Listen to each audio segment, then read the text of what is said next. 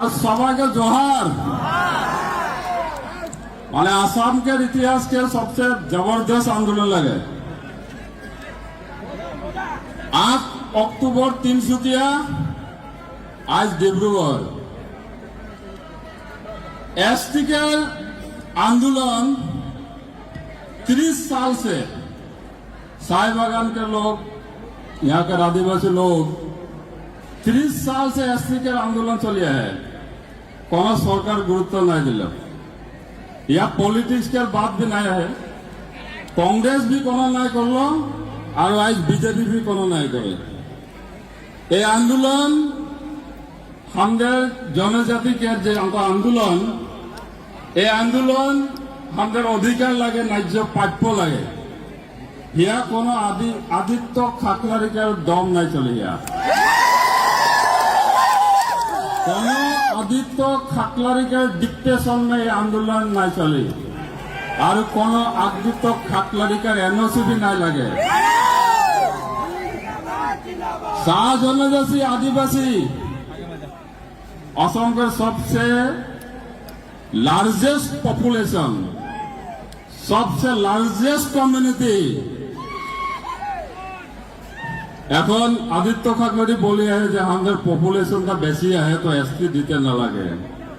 আর আমাদের ডিমান্ড যে আমাদের পপুলেশন বেশি তো আমাদের সমস্যা भी বেশি, তো ফার্স্ট एसटी আমাদেরকে দিতে লাগে। ফার্স্ট एसटी শাহ জনগোষ্ঠী আদিবাসীকে দিতে লাগে। এটা সরকারকে আমাদের ডিমান্ড লাগে। बीजेपी सरकार के जितना भी इंटेलिजेंस है यह हिसाब करते यदि पारा जाए, पारा हिसाब कर दीते लगे किमान मानुष है। तिनसुकिया के आंदोलन तार पीछे डिब्रूगढ़, तार पीछे सारा आसाम में आंदोलन है।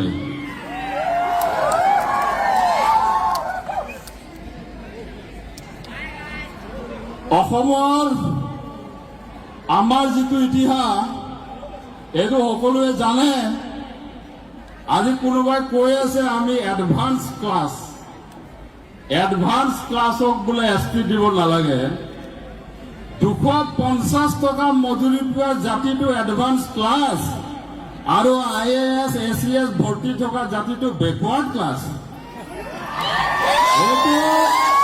এইটো কোনটো মিডিয়া, কোনটো সেন্সাস ৰিপৰ্ট আৰু কোনটো ইকনমিক সেন্সাসৰ ৰিপৰ্টত আছে?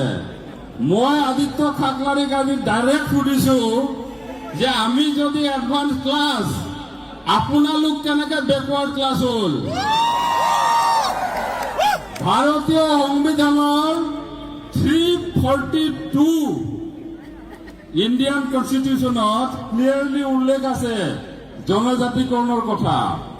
भारतीय संविधानत प्रावधान আছে जनजातिकৰণৰ। অসমৰ 6টা জনগোষ্ঠী, এই 6টা জনগোষ্ঠীক আসাম এসেম্বলি রিজলিউশন হয়েছে যে জনজাতিকরণের মর্যাদা দিব লাগে। এই 6টা জনগোষ্ঠী রেজিস্টার জেনারেল অফ ইন্ডিয়া এপ্রুভেল দিছে যে জনজাতিকরণ করিব লাগে।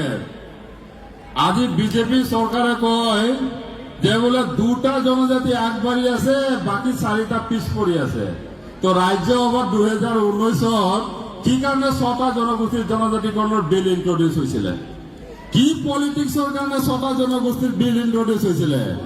আজি কোনোবাই ধমকি দিলে আপনালোকে 2টা জনগোষ্ঠী আগবাড়ি আছে বুলি কব, কোনোবাই ধমকি দিলে আপনালোকে 3টা জনগোষ্ঠী আগবাড়ি আছে বুলি কব।